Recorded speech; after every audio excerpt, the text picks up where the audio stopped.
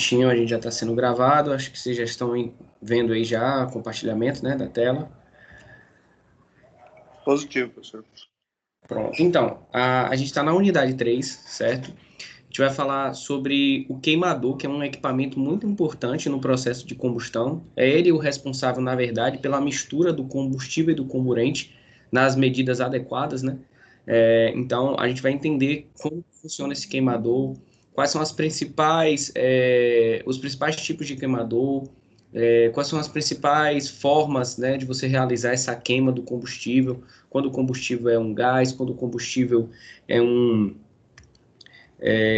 óleo, né? Quais são essas diferenças para a gente entender direitinho, tá bom? E no final eu vou fazer um convite para vocês de um mini curso, né, de Lean Manufacturing, que na quinta-feira que vem eu vou estar ministrando um apanhado geral do Lean Manufacturing, mostrando quais são as principais filosofias que estão ali contidas no Lean Manufacturing. Então, no final da aula, vou mostrar para vocês o card e também o QR Code para vocês já tentarem fazer a inscrição, para vocês já fazerem a inscrição, né? Entrar para o grupo de WhatsApp, correto? Então, vamos seguir.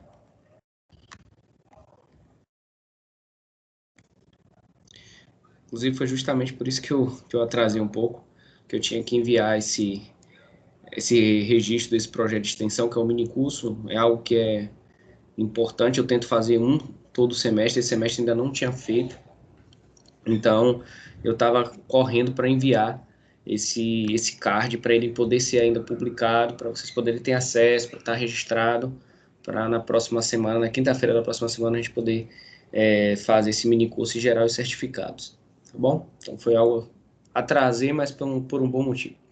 Então, gente, os queimadores, né, a gente já falou um pouco sobre o processo de combustão, foi a parte da unidade 2 praticamente toda falando sobre esses processos de combustão, combustíveis líquidos, combustíveis gasosos, não foi?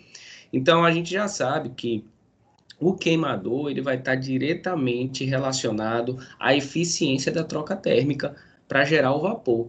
Por quê? Porque é ele que produz, ele que vai fazer com que a combustão seja eficiente ou não. Então, dentro desse queimador, vão ter dispositivos mecânicos que vão poder melhorar a mistura do combustível, ampliar a superfície de contato do combustível com o comburente, que é o oxigênio, né? E fazer com que exista... Lembre que a gente falou também do atomizador, né? Que exista dispositivos que consigam fazer o turbilhonamento desse combustível para que ele consiga ficar pulverizado e rotacionando, né? Porque a gente sabe que pulverizado já é bom. Ou tá pulverizado, tem gotículas, aumenta a superfície de contato. Mas imagine se você tem um dispositivo que ele é rotacional, que faz esse combustível ele ficar girando, tipo um furacãozinho, tipo um turbilhão, que a gente chama do inglês reel, que é turbilhonamento.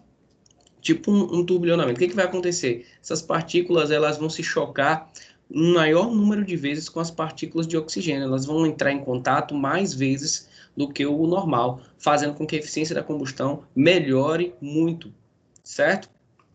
Então, em termos de conceito, a gente já sabe que o processo de combustão é uma reação química, né, que vai acontecer através da própria reação entre o combustível. Esse combustível ele pode ser um óleo, pode ser um gás, pode ser um líquido, certo? Então, ele pode estar em todos, pode ser sólido, a gente falou, né, tem alguns combustíveis sólidos, como o carvão, e o comburente, que é o oxigênio que está contido no ar atmosférico, certo? E essa reação, ela acontece para que essa reação aconteça, ela também libera calor e luz, tá bom? Então, todos os tipos de empresas que fazem geração, indústrias que fazem geração de vapor, vão precisar ter esse dispositivo chamado queimador, porque sem ele a gente não consegue gerar a combustão, certo? Que vocês podem pensar aí na cabecinha de vocês, que a combustão vai ser o quê? Botei lá na fornalha, acendi que nem acende uma fogueira, acendi ali a fogueira e deixei queimando. Não, ali você tem um processo totalmente não controlado, né? Você acende uma fogueira lá no São João lá para assar seu milho, pô, você tá gerando, você criou uma fonte de energia, uma fonte de calor, mas é totalmente descontrolado aquele seu processo, certo? Quando você utiliza queimadores, olha o nome, queimadores, você vai queimar o seu combustível de uma forma eficiente. Você sabe que você está ali com uma fogueira, ela está ali sobre contato com o ar atmosférico, ela vai queimar ali de forma totalmente indesejada, vai queimar o seu combustível, que é o carvão, totalmente de forma indesejada. Então, você tem que controlar, às vezes, né, aumentar, diminuir a entrada de ar. Em algumas churrasqueiras, por exemplo, a gente tem essa forma mínima de controle, né, de controle da queima, de você aumentar e diminuir o fluxo de ar, né, para que você tenha maior quantidade de calor, menor quantidade de calor, né?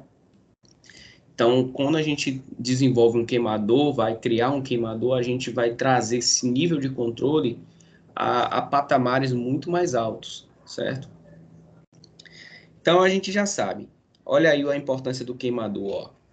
No entanto, para que a combustão ocorra de uma forma rápida e eficiente, é preciso que a mistura dos reagentes dessa reação, a mistura do combustível com oxigênio, seja conduzida de forma apropriada. Não pode ser de qualquer jeito, né? Não pode ser ao léu. Por isso, emprega-se esse equipamento que faz essa mistura, que é denominado queimador. Beleza?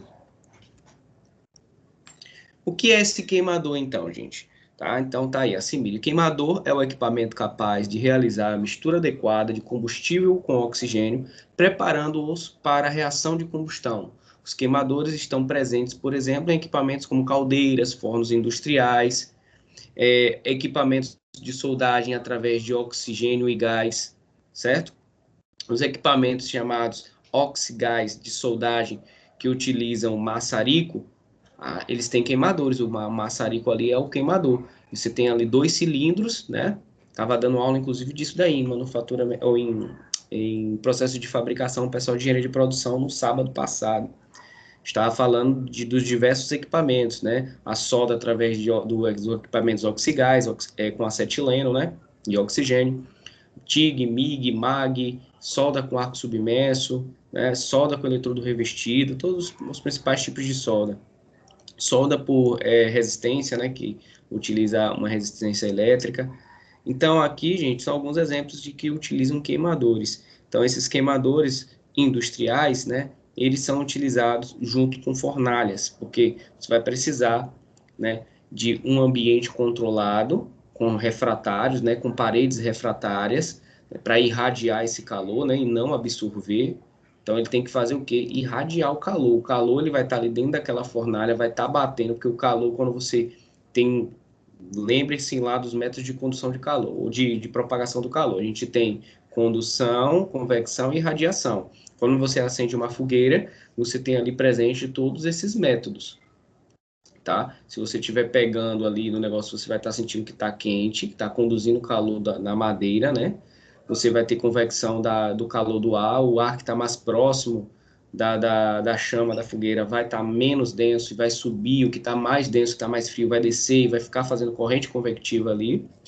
E você tem a irradiação também, quando você está longe da fogueira, né, você coloca ali sua mão, você está recebendo aquele calor por irradiação, porque tá saindo daquele ponto ali de fonte de energia e indo para um ponto A através do ar, né? E a gente sabe que a irradiação nem precisa de nenhuma matéria, né? No próprio vácuo você consegue isso, não à toa que a gente recebe o calor do sol, né? Então, gente, basicamente o equipamento ele é bem simples de você pensar e construir ele dentro de um projeto, dentro de um SolidWorks. Você vai ter o ar que vai estar entrando, não é isso? Com oxigênio e o combustível. E vai ter esse misturador.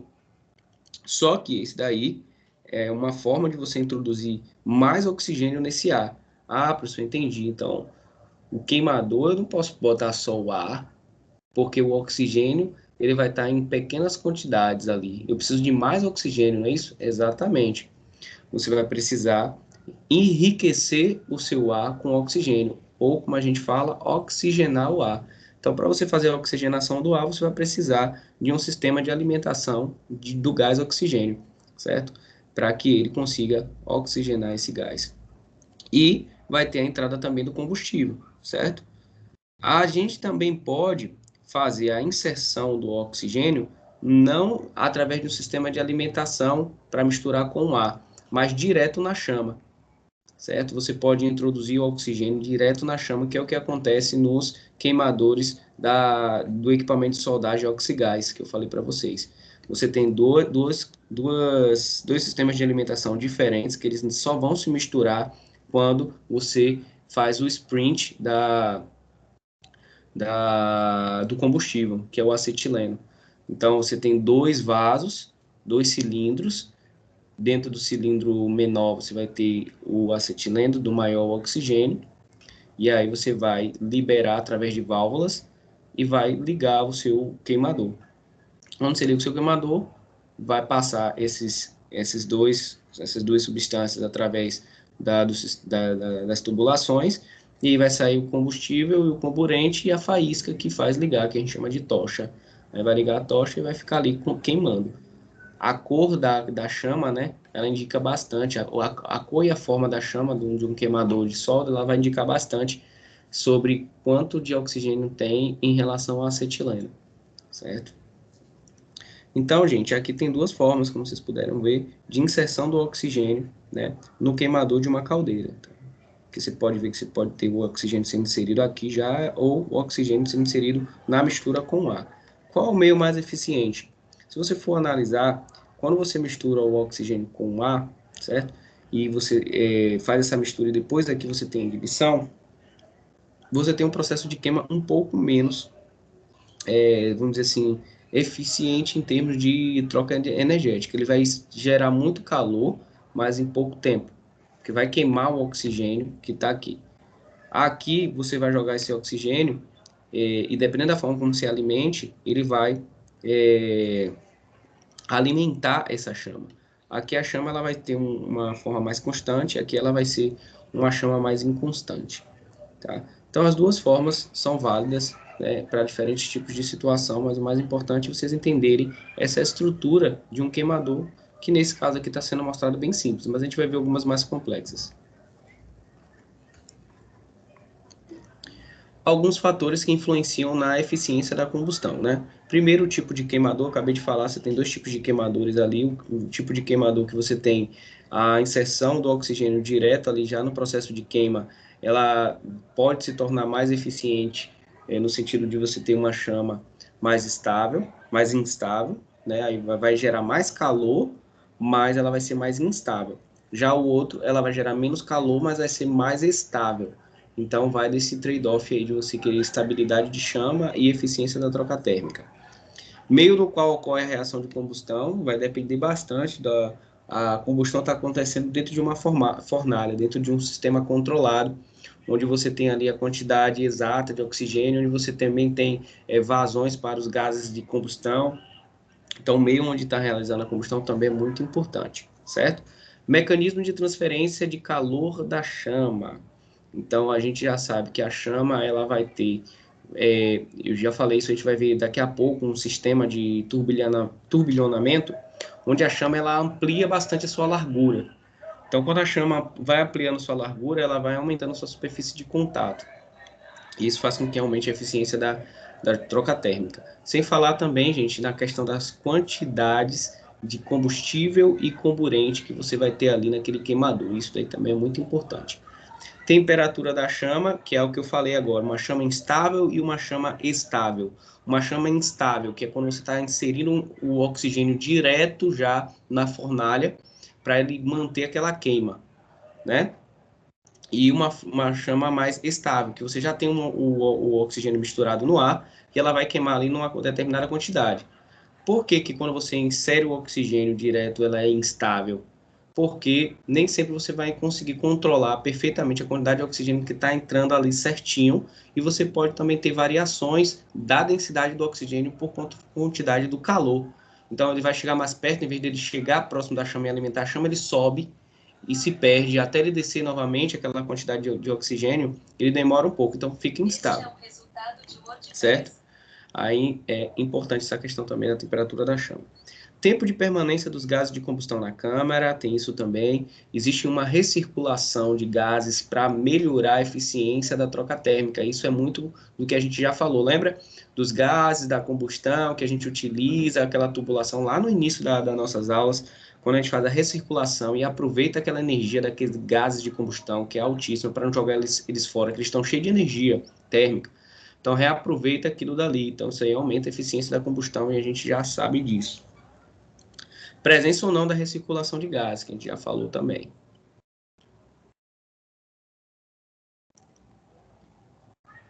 Aí, uma pequena reflexão, né? Isso aí, obviamente, que vocês vão acertar de cara, mas é bom. Tanto o mecanismo de transferência de calor quanto o ambiente no qual ocorre a combustão, paredes e pisos da câmara de combustão, influenciam a eficiência dessa reação. Dado o exposto, qual local deveria apresentar maior eficiência no processo de combustão? Uma câmara elaborada em material refratário capaz de irradiar o calor ou uma câmara produzida com paredes de membrana que absorvem calor? O que vocês acham? Primeiro caso, né, professor? Óbvio, né? Primeiro caso, perfeito. Exatamente. Então, a gente não precisa nem prolongar isso daí. Se eu tenho algo que vai estar absorvendo o calor, as paredes da fornalha, e não vai estar entregando parte, se ela está absorvendo desse calor, né? Significa que só uma pequena porcentagem vai para a troca térmica, né, com a caldeira. Então, isso aí não é interessante. Tem que irradiar o calor, porque isso faz com que aumente mais ainda a temperatura. Bem, uma parte importante, talvez a mais importante de queimadores de caldeira, que vocês precisam gravar, não, mas, assim, botar na cabeça de vocês que vocês têm que levar isso para sempre, que é o TDR, que é o Turn Down Radio. O que é isso, esse Turn Down Radio? É uma taxa relacionada ao valor máximo e mínimo de potencialidade de do queimador. Então, todo queimador ele vai ter um valor máximo e um valor mínimo que ele consegue produzir calor, certo? E a relação entre esse valor máximo e valor mínimo é o TDR, certo? Então, gravem essa siglazinha, Turn Down Radio. É um TDR que, para os queimadores de caldeira convencionais, ele é fixo, 2:1. O que significa dizer 2:1? Significa que ele vai ter uma capacidade de queima máxima lá, de, sei lá, de 1000 kJ por hora e uma mínima de 500 kJ hora. Aí você vai fazer 1000 dividido por 500, vai dar 2:1. Entendeu? Então é a relação entre o máximo e o mínimo. Certo? Então ele também é denominado de faixa de operação do equipamento, né? Que vai demonstrar a liberação máxima e mínima, a condição de operação do maçarico, conforme a equação a seguir, Qmax, Qmínimo. Então aí a Qmax vai ser a quantidade de calor máxima que ele consegue produzir e Qmínimo a quantidade de calor mínima que ele consegue produzir. Certo? Tem outra forma de você achar o TDR também, certo? Que é através da pressão máxima e pressão mínima do atomizador. O que é o atomizador? Que a gente sempre vem falando. O atomizador é um dispositivo que está inserido nos queimadores para poder fazer uma pulverização do combustível, fazendo com que aquele combustível líquido ele fique em formas esféricas, em gotículas, para aumentar a superfície de contato daquele líquido com o ar e aumentando assim a eficiência da combustão. Isso vai cair na prova, viu? Sobre essa questão do atomizador.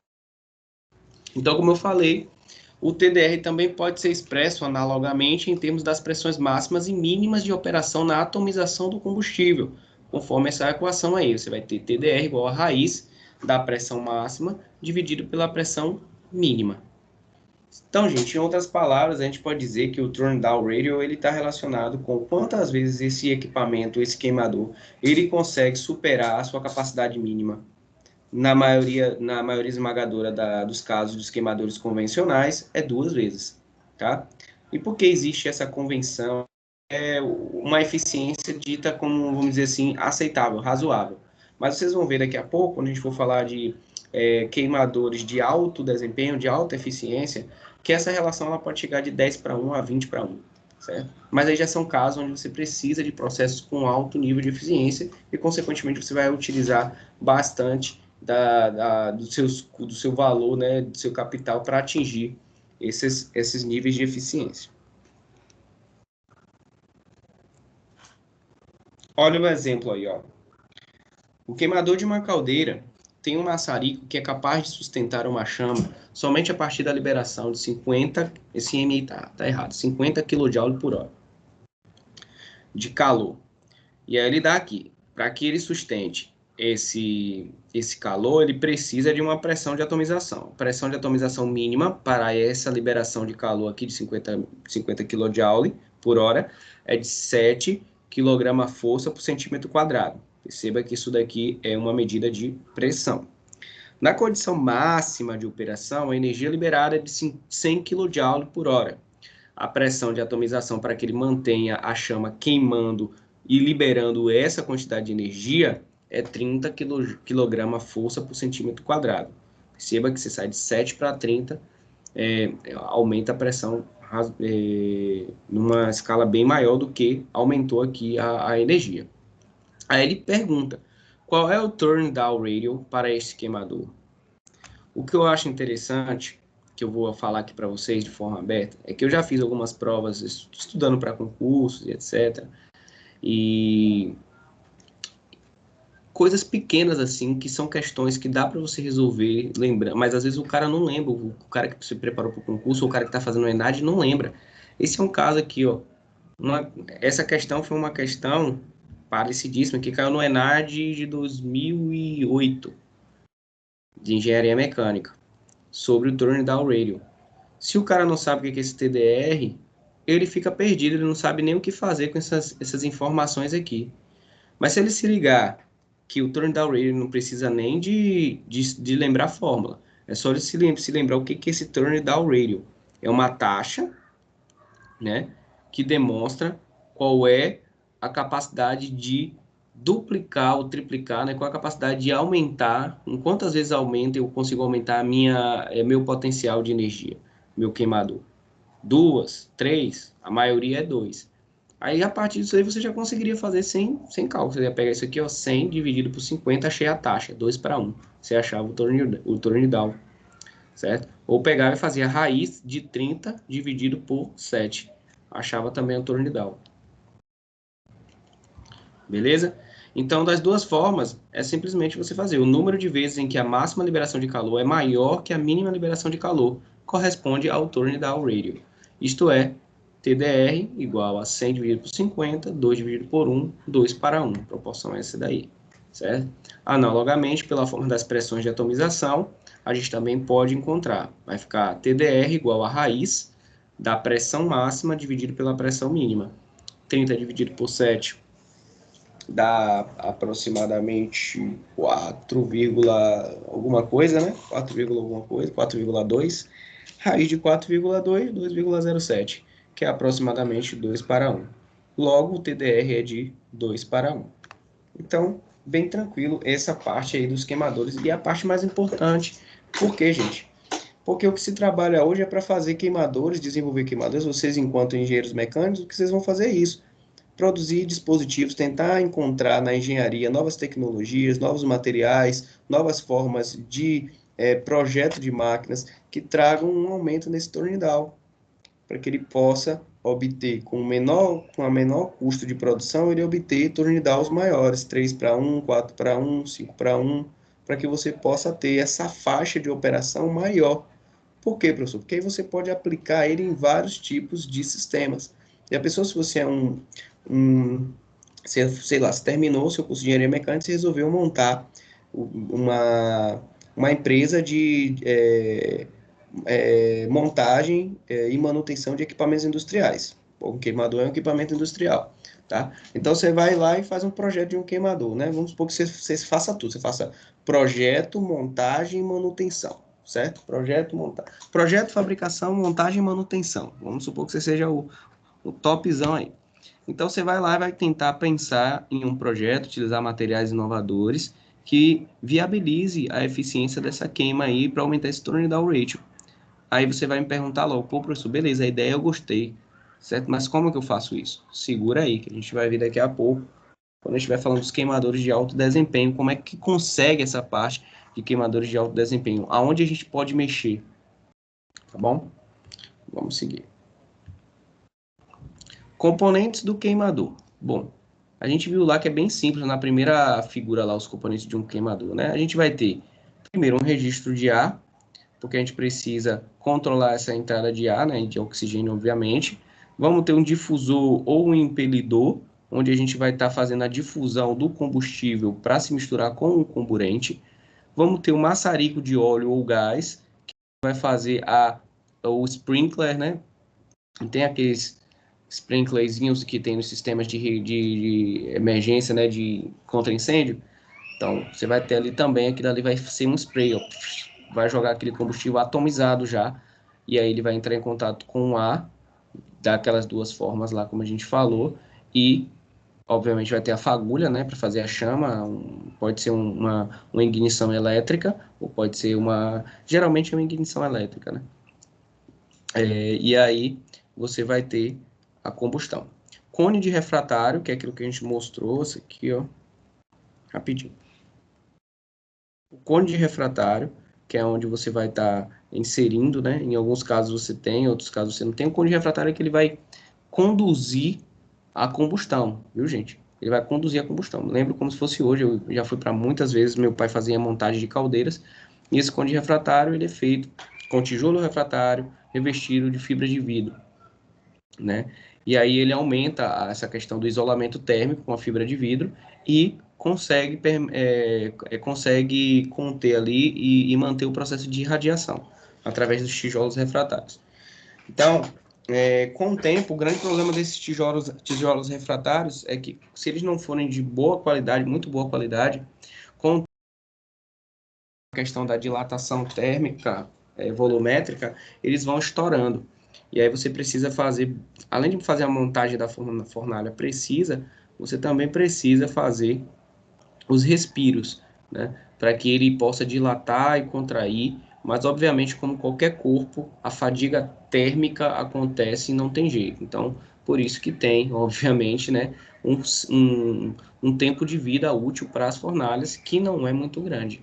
Dependendo da taxa de operação e do turn down radio do queimador, olha aí, ó, dependendo do turn down radio do queimador, essas fornalhas vão diminuindo o tempo de vida dela.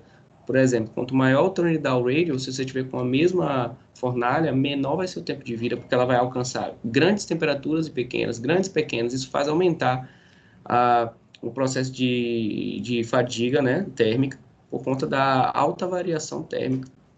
Então, a gente tem que saber até isso para poder, quando for fazer as especificações do projeto, fazer tudo direitinho, tá bom? Além disso, a gente vai ter outros tipos também a gente vai ter o sistema de ignição, né? Esse sistema de ignição, geralmente, como eu falei, ele é elétrico, né? É uma fagulha que vai ser gerada de forma elétrica e vai fazer com que inicie a combustão. E o sensor de chama, que é muito importante também, porque ele é o responsável por não deixar que a chama ou apague ou fique abaixo do valor de energia liberada que você espera para que mantenha a produção do vapor. Porque às vezes o vapor pode ser que você tenha chama ainda ali, mas a quantidade que você está fornecendo de energia ela é tão baixa que a massa que você tem ali de água dentro da caldeira ela não consegue chegar no ponto de ebulição e mesmo assim, às vezes, chegando no ponto de ebulição, não consegue produzir vapor com energia cinética suficiente para fazer para que ele corra normal nas tubulações. Tem tudo isso. É um mundo, gente. É um mundo, essa parte de caldeira, geração de vapor. Vocês estão aprendendo aqui uma parte, mas, como eu já falei, tem muita coisa, vocês não vão se tornar expert jamais em montagem, a não ser que vocês façam um curso específico para isso, né? Nenhum engenheiro, na verdade, se torna específico em nada. Ele vai conhecer, obviamente, mas para ele se tornar específico, ele precisa fazer uma especialização na parte de térmica para poder trabalhar com isso, tá? Tanto que os engenheiros que trabalham na área de projeto de máquinas térmicas, eles têm que fazer essa especialização, que é a especialização chamada projetos de máquinas térmicas, certo? Então, o sensor de chama ele serve para isso, gente. Ele é um sensor que vai verificar, ele vai estar ali o tempo todo mandando a informação, mandando sinais elétricos, informando para você como é que está a temperatura da chama. E aí você já programa num computador para quando tiver a temperatura da chama abaixo do desejado, você ligar automaticamente. Isso já existe, não estou dizendo que é em todos, mas existe esse tipo de acionamento automático da injeção da combinação combustível-oxigênio para que mantenha a temperatura da chama e isso aí é acionado mediante ela abaixar de um valor, de um nível que você definiu como nível crítico, para que a gente consiga manter a produção de vapor. É similar, gente, com a produção de energia elétrica, né, que depende da água. Se você tiver uma quantidade muito pequena de água, de volume de água, de vazão de água entrando, você tem que controlar isso, você fecha uma das comportas, deixa tudo para direciona a água toda que estava caindo nas 6 turbinas em 3 ou 2 turbinas, não à toa que quando, não sei se vocês já visitaram uma usina hidrelétrica, tem isso também, né, para você não ficar com 6 turbinas ali passando e elas estarem a 20% da capacidade de produção. Direciona tudo para duas e fica ali a 80% em cada uma das duas, é uma forma inteligente de fazer, tá bom? Aí não sei se está muito bem para vocês verem aí, tá? Mas deixa eu tentar ver se eu melhoro aqui, galera. Aqui tá mostrando como é por dentro, né? Os dois tipos de queimadores, tá bom? Bem, a gente tem aqui, ó, vocês podem observar, um queimador por dentro, como ele é, certo? Veja que você tem duas entradas de ar. Eu vou explicar o que é esse ar primário e o que é esse ar secundário, tá? E por que é necessário duas entradas. A entrada de gás aqui, beleza? Tubulação, feito com um tubo de polegada, pelo menos de 2,5 polegadas, com um tipo de material que não seja, pode ser um material, material de construção do tipo aço com alto teor de carbono.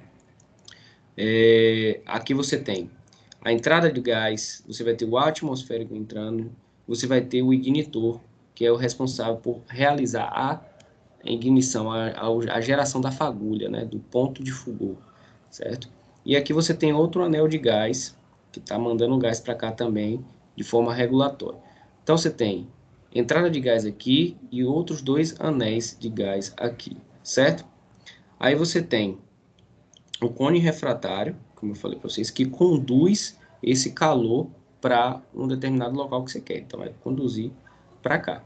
Você tem o ar primário, que é responsável pela mistura primária do combustível, e o ar secundário, que tem duas funções. Terminar de realizar a mistura e também empurrar já a mistura comburente e combustível para a parte para a fornalha, para a parte onde está realizando a combustão, certo? Então, aqui está uma forma mais um sensor de chama, ajuste do damper de ar primário, né, que é a válvula, porta de observação e ajuste de ar secundário, certo? E aqui embaixo, muito parecido também, né, só mostrando que aqui não tem os anéis, né, então você já vai ter uma eficiência um pouco menor, né? Você vai ter aqui o combustível e o ar atmosférico entrando por uma mesma seção, certo? Então eles estão entrando aqui, já vão entrar misturados. Aqui você tem, obviamente, que esse combustível aqui, ele vai ser um combustível óleo, e aqui vai ser um gás, certo? E aí você consegue misturar já de vez, entendeu? Quando é vapor de atomização, combustível, você já faz aqui essa entrada de vez, e o ar primário e o ar secundário vão ter a mesma função, e vai ter o difusor aqui, para fazer com que isso daqui saia em spray, né? Mesma coisa que o difusor também para sair em spray, tá bom? Então, o queimador basicamente é isso, gente. É uma mistura do ar, do oxigênio, né, obviamente, com o combustível. Aí tem a questão, né? Como você faz a mistura com ar, aí você poderia me perguntar, professor, por que não trabalha só com oxigênio, esquece do ar atmosférico? Porque senão seria um processo de alta eficiência, mas com um valor muito alto. Já pensou? Porque para você pegar e separar o oxigênio, vocês devem imaginar que um galãozinho, um negocinho de oxigênio, ele é caríssimo. O ar tá aí, tá cheio de oxigênio e ele tá para quem usar, só é você captar ele. Seria o ideal? Seria, porque você teria menos óxidos nitrosos, que é o que acaba com a eficiência, você teria menos contaminantes, teria uma eficiência de combustão muito boa. Só que o valor do custo de produção da geração de vapor seria altíssimo. Então, não tem nem como imaginar isso daí, né? Só se a gente tivesse uma forma de fazer a separação do oxigênio do ar atmosférico e isso fosse barato, coisa que não é. Bom. Olha aqui, isso aqui é interessante a gente falar sobre isso aqui também. Ó. É possível elaborar um queimador a óleo que atomiza o combustível pela ação da força centrífuga? Isto é, utilizando um atomizador de copo rotativo? Com essas vantagens e desvantagens desse modelo queimador, lendo nas páginas 141 e 52 do material Langman, Combustão em Caldeiras Industriais. É possível, esse material eu já li, é um material bom, depois vocês podem ler, que mostra que você pode ter um atomizador que ele não trabalha por pressão, né? Que a gente tem os atomizadores que eles trabalham por pressão, você empurra o oxigênio e aí ele vai bater contra a parede e vai virar pequenas partículazinhas, tá? Então você vai como se você estivesse quebrando combustível. Mas você pode fazer ao contrário, você pode criar uma centrífugazinha, ó, onde ele vai girar, e depois você empurra ele, ele vai já com o formato de uma nuvem de combustível, vai ficar mais pulverizado ainda. Outro tipo de queimador muito importante, a gente está falando de queimadores a gás e queimadores a óleo. A gente falou que os queimadores a gás, tem a entrada do gás, vai se misturar esse gás com o ar atmosférico, e você pode inserir o oxigênio já lá no processo de queima, ou inserir o oxigênio no próprio ar, fazendo a oxigenação do ar. Vimos essas duas diferenças, o que acontece da estabilidade da chama, vimos os prós e os contras. E a gente também pode ter queimadores chamados de dual, que são aqueles queimadores que funcionam a gás e também a combustível óleo. Funcionam ao mesmo tempo? Não, eles operam ou com um ou com o outro, certo? Então ele vai ter versatilidade na sua operação. Geralmente, gente, quando você está operando com combustíveis óleos, eles têm maior poder calorífico do que os combustíveis de gás, que geralmente você pode utilizar gás natural, você utiliza acetileno, você utiliza gás de baixo, que não tem altos poder calorífico. Então você pega um óleo, um BPF, ou então um óleo mesmo combustível, né, do processo lá de destilação fracionada do petróleo, você vai ter um poder calorífico maior. Então, às vezes, você tem que utilizar a alimentação do óleo, que tem um poder calorífico maior, para gerar uma maior quantidade de vapor, mas depois você não precisa mais, num determinado momento do dia lá, você precisa diminuir. E aí, o que que você faz? Você pega e troca. Você gasta menos, vai botar gás ao invés do óleo, porque você vai estar diminuindo, equilibrando seus custos. E aí você faz isso daí, você vai pegar, introduzir apenas o gás naquele momento onde você tem uma demanda mais baixa de vapor, e como o gás tem baixo calor de combustão, se comparado ao óleo, ele vai manter a chama do equipamento, certo? E vai manter ali a produção, você pode até cortar a produção de vapor ou deixar ali em níveis mínimos. O importante é você não apagar a chama, porque senão você vai ter que gerar novamente um processo de queima, de combustão. E quando apaga a chama é bem difícil de você reiniciar. Você reinicia, mas é difícil. Você tem gastos para isso, entendeu? Então tá aí, quando for necessário, pode-se cortar a alimentação de gás e reintroduzir o óleo novamente. Então, passou daquele dia que a demanda estava baixa, foi para outro dia onde a demanda era mais alta, pronto, já inicia também, já reintroduz a utilização do óleo. Esses são os tipos de queimadores dual. Então, vocês já sabem que eles existem. Bom, bem, chegou onde eu falei para vocês, queimadores de alta eficiência, certo? Então, para que um queimador seja considerado um queimador de alta eficiência, tem alguns requisitos. O primeiro deles, ele tem um turn down ratio mais alto do que os convencionais, não pode ser 2:1. Outro requisito, ele tem que ter uma queima mais limpa, né, com menor produção de óxidos nitrosos, que são os NOx, e também dos dióxidos e trióxidos de enxofre. Então, a gente tem essas restrições muito importantes para que você considere um queimador de alta eficiência ou não, certo? Outro requisito, na verdade que não é requisito, mas na verdade é a função dele, é exatamente isso, ampliar a níveis altíssimos o contato, né, do combustível com o componente. Em outras palavras, melhorar a mistura, né? Intensificar a qualidade dessa mistura do combustível e o ar de alimentação. Por isso que utilizam um processo chamado SRIL, que é turbilhonamento dessa mistura, porque pense aí, a gente estuda química, a gente sabe que o processo de agitação molecular, ela é um catalisador. Lembram disso daí, ó? Eu tenho lá uma mistura, eu tenho várias formas de catalisar, de fazer a catálise de uma reação. Uma delas pode ser aumentando a temperatura, ou seja, entregando calor à reação. Outra dela pode ser agitando, fazendo agitação molecular. Outra dela pode ser aumentando a pressão naquela substância. Tudo isso pode ajudar na velocidade da reação, né? Na velocidade da geração de produto. Então, gente, aqui acontece a mesma coisa. É uma reação química, né? É uma reação do combustível com o comburente, do oxigênio.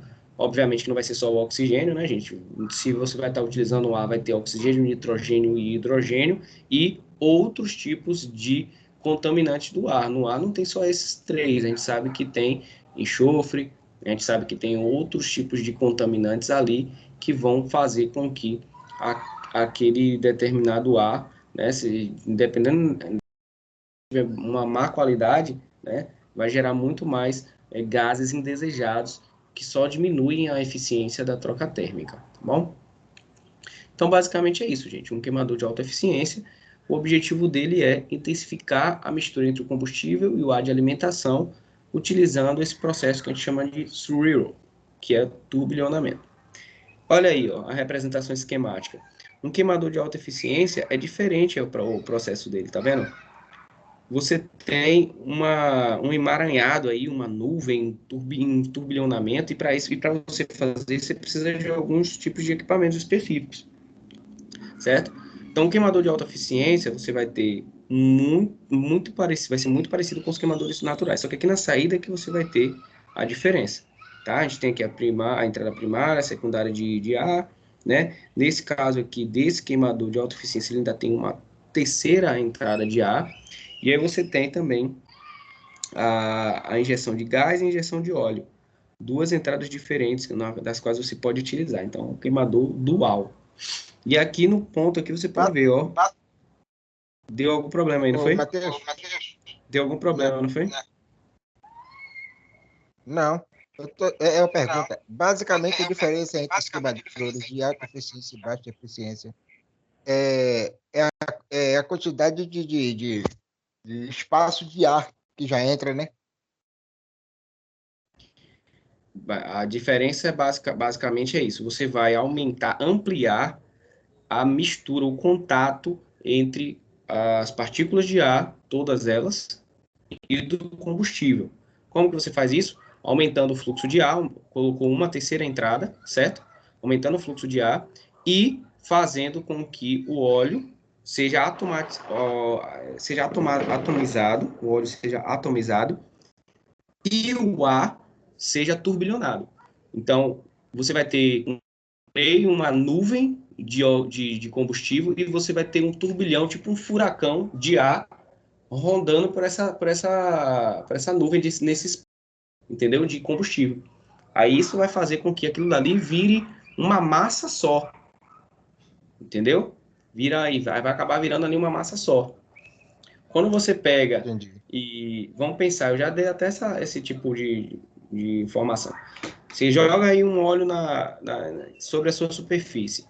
Aquele óleo, a lâmina dele superficial que vai estar em contato com o ar. As lâminas abaixo dele não estarão em contato com o ar, certo? Pela mecânica dos fluidos, você lembra, ó. Se eu tenho um líquido, uma forma de eu entender um fluido é a forma de ele cheio de lâminas, né? Então, são infinitas lâminas, umas sobrepostas às outras. Então, quando você joga um óleo em cima de uma mesa, tá? Pode ser numa churrasqueira, você está fazendo um churrasco, você joga o álcool em cima do carvão e acende um fósforo, joga lá para melhorar a eficiência da queima do carvão, né? Porque teoricamente não precisaria, o carvão já é um combustível, né? Mas como a gente precisa, né, aumentar, além de jogar um álcool, aquele álcool, para ele evaporar, ele vai roubar aquele calor que você jogou, ele vai roubar aquele calor muito rápido e aquele calor vai ser absorvido pelo carvão. Rapidamente o carvão vai lá e entra em combustão. Então, aquela combustão poderia ser muito, mas muito, muito melhor se você tivesse pulverizado aquele carvão, se aquele carvão tivesse pulverizado em várias e várias partes. É tanto que quanto maior aqueles pedaços de carvão que tem ali, menor é a eficiência da sua combustão. Aqui não deixa de ser diferente. Você aumentou a entrada de ar, melhorou a pulverização do seu combustível e, além de aumentar a entrada de ar, você turbilhonou esse ar, certo? Além disso, né, em você aumentar, né, a razão da mistura por turbilhonamento, você também vai fazer a recirculação desses gases que já foram queimados dentro da própria fornalha, certo? Fazendo com que ele aumente a temperatura ali dentro da fornalha. Ah, professor, então eu entendi. Então vai ter um sistema de recirculação desse ar que já foi queimado para aproveitar a energia deles. Eles vão entrar para uma turbulação, sair por outra, entrar, sair por outra e ficar ali circulando para que você mantenha altas temperaturas dentro da fornalha. Além disso, você vai ter também um ventilador que vai ser responsável pelo fenômeno de tiragem forçada. O que é esse fenômeno de tiragem forçada? É um fenômeno que faz com que você tenha uma pressão positiva dentro da fornalha. O que é uma pressão positiva dentro da fornalha? Se você tem menor pressão fora e maior pressão dentro, o que vai acontecer? Você vai ter uma pressão saindo para lá negativa. Então você vai tirar a energia, porque pensam comigo, quando a gente sabe pelo gradiente de concentração, se eu tenho algo com uma pressão maior e uma pressão menor, vai sair da pressão maior para a pressão menor. É assim que funciona os sistemas de vento, quando você vai no avião, por exemplo, você vai estar subindo no elevador ou está subindo no avião. O que acontece com o seu ouvido? Seu ouvido fica meio assim, porque a pressão interna do seu corpo ela está ficando maior do que a pressão externa. Por isso que tem os pressurizadores nos aviões. Mas mesmo assim, com os pressurizadores no avião, a gente sabe que em altas altitudes a pressão é bem mais baixa do que a do nosso próprio corpo. O que acontece ao contrário quando a gente está mergulhado. Então preste atenção para entender o que é essa tiragem forçada.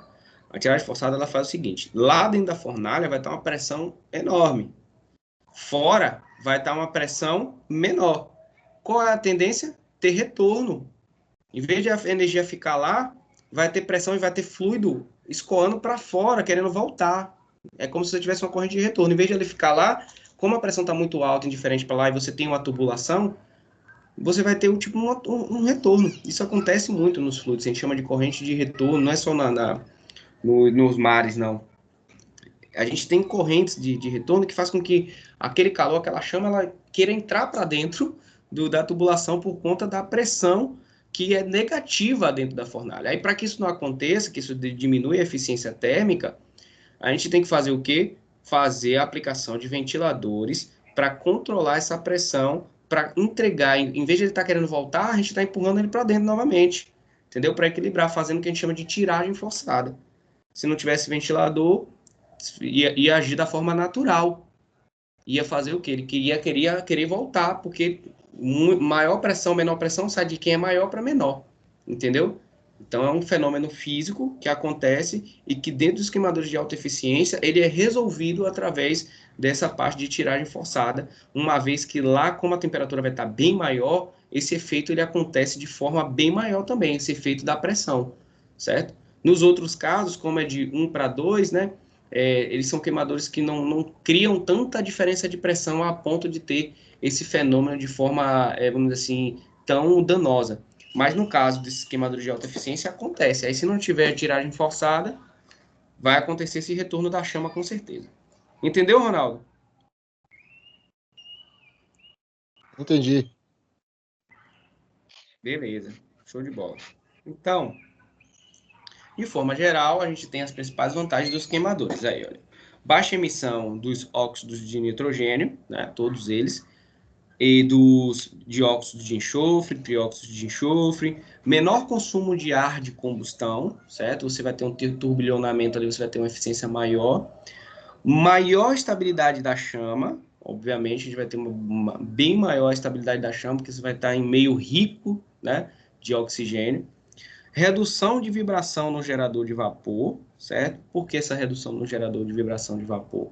Por conta da produção de gases de combustão que está sendo recirculada e ela não está invadindo ou vibrando nas paredes, ela está sendo canalizada e voltando, canalizada e voltando. Lembre-se que a combustão, ela produz luz e calor. Toda a combustão, ela vai provocar vibrações na parte externa ali, mas quando esses gases são canalizados, eles diminuem esse efeito, diminui, não te retira. O turn down radio é maior e melhor é a eficiência térmica também, certo? Então tem todos esses fatores aí, mas vocês já sabem que o queimador precisa ser diferente, você precisa ter um mecanismo que vai fazer o turbilhonamento do ar, né? Você vai precisar também de atomizadores com pressões maiores, tudo isso você vai precisar para ter um queimador de alta eficiência, além de também ter uma qualidade de ar maior, certo? Então, como eu falei para vocês, o turn down radio do queimador de alta eficiência é maior do que o fixo 2.1 dos demais queimadores, certo? Pois estes operam com pressão positiva na fornalha devido ao emprego obrigatório de um ventilador de tiragem forçada. Falei isso para vocês, lembra?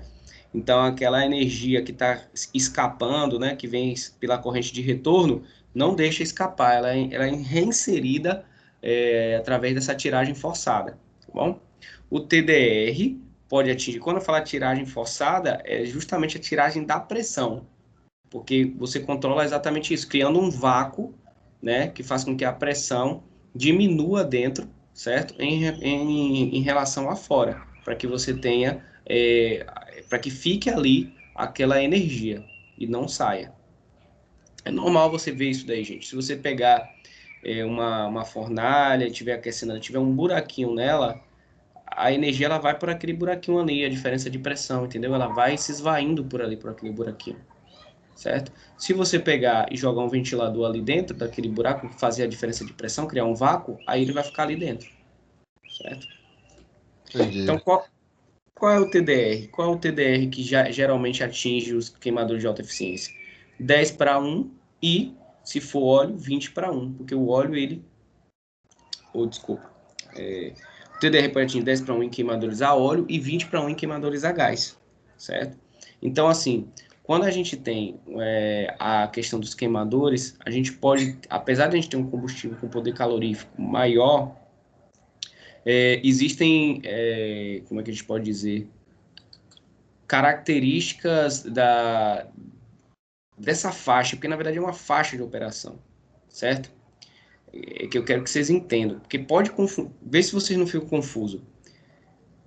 Com essa informação que eu dei, o TDR pode atingir 10:1 em queimadores a óleo e 20:1 em queimadores a gás. Não fica contraditório com o que eu disse, que os óleos têm maior poder calorífico e o gás tem menor poder calorífico? Para vocês fica contraditório ou não? Vocês entendem? Fica contraditório, não é? Fica. Mas é porque vocês entende que o óleo tem eficiência melhor. Isso, mas é isso que a gente quer dizer. O turn down radio, ele não está relacionado à eficiência. Ele está relacionado à faixa de operação. Simplesmente eu estou dizendo que com queimador a óleo eu tenho uma faixa de operação menor, mas eu não estou dizendo que ele atinge valores menores. Preste atenção. Quanto é 100 mil dividido por 1.000? 100 mil dividido por 1.000 vai dar, corta 3, vai dar 100, não é isso? 100 mil dividido por 1.000 dá 100. E quanto é 100 dividido por 1? 100 também, não é isso? Verdade. Deu o mesmo turn down, deu a mesma razão, só que ele vai parte de valores mais altos, entendeu? E chega em valores mais altos ainda, e o outro parte de valores mais baixos e chega em valores mais baixos ainda. Então é uma taxa, tem que ter cuidado. Pela seguinte questão, esse 10:1 aí é a faixa de operação, ele tem uma faixa mais limitada. A minha faixa de operação, galera, pode ser de 10.000 joules a 100.000 joules. Certo? 10.000 a 100.000 joules. Aqui, que vai dar 10:1, 10.000 a 100.000 joules. Aqui, para dar 20:1, pode ser simplesmente de 1 a 200. Dá 20:1, entendeu? A minha faixa é maior, 200, de 1 para 200, né? Eu consigo amplificar desculpa, de 1 para 20, né? Eu consigo amplificar 20 vezes. Aqui eu consigo amplificar 10 vezes, mas eu já consigo partir de valores mais altos por conta propriamente do poder calorífico do óleo. Então, é por isso que eu fiz questão de frisar. Não vamos confundir o poder calorífico do combustível com o turn down ratio. O turn down ratio não tem a ver também com a eficiência. Ele pode ter um pouquinho a ver, mas não é um fator preponderante para a eficiência de um queimador. Ele simplesmente vai dizer quantas vezes aquele queimador supera a condição mínima dele de trabalho, certo? E a condição mínima de trabalho de um queimador a óleo pode ser bem maior do que a de um queimador a gás. Fechado? Entenderam? Entendi. Então é isso aí. Deixa eu fazer agora uma pergunta para vocês. Vocês dois entregaram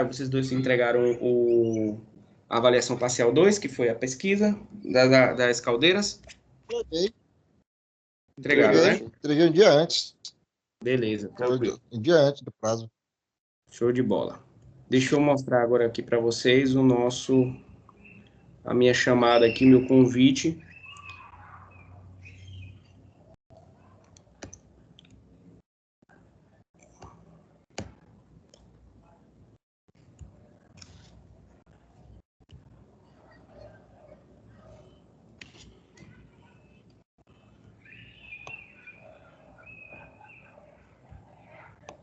Vou pegar aqui.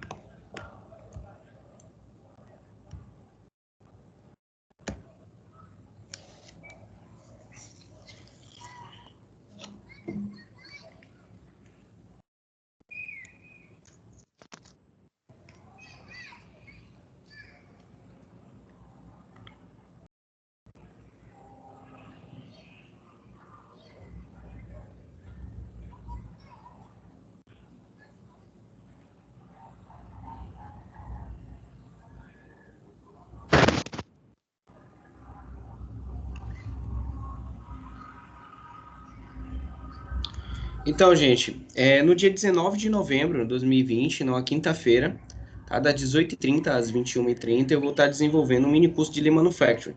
Muito importante para vocês que já estão finalizando, né, terem isso aí no currículo de vocês, vou gerar certificado, tá?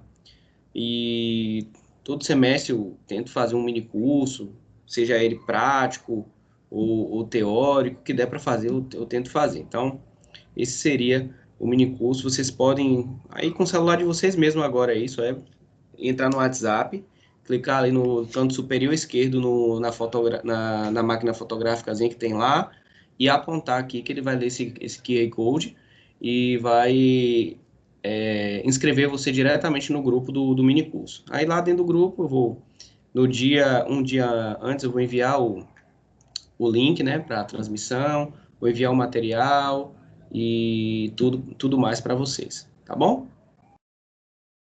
Eu aguardo vocês na quinta-feira que vem, então, nesse mini curso. Beleza. Beleza, professor. Combinado. Valeu, mano. Tem como você mandar... É porque eu tô assistindo a aula pelo celular, professor. Não consegui tirar a foto aqui. Tem como o senhor Eu mandar também. no grupo? Tranquilo, eu mando agora. Mando para vocês. O link, pelo menos o link, que aí a gente já clica no link e já faz a inscrição, se Isso, puder. mando.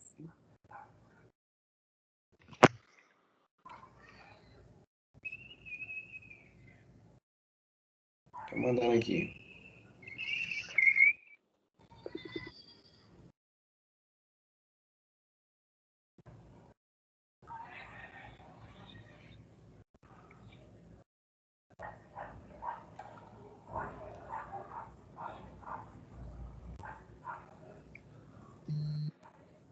Mandei aí. Pessoal, esse aqui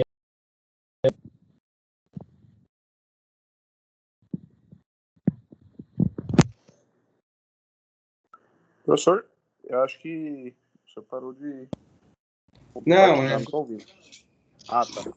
foi porque eu tava... Não, a aula já terminou. Eu tava enviando o mini curso, o negócio lá no grupo. Pode entrar no grupo de geração de vapor, tem o grupo já para vocês entrarem.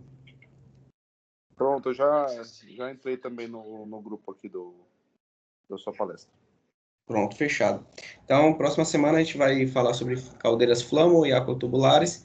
E na semana seguinte a gente já vai fechar falando sobre alguns outros equipamentos, como válvulas de transmissão, e essa parte é mais tranquila. Válvulas, tubulações, etc. Que hora o senhor Valeu. pretende Professor, começar a falar? o senhor vai disponibilizar esse- Se eu vou disponibilizar o quê? essas aulas?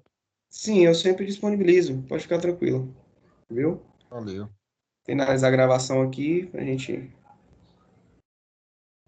pode ficar tranquilo.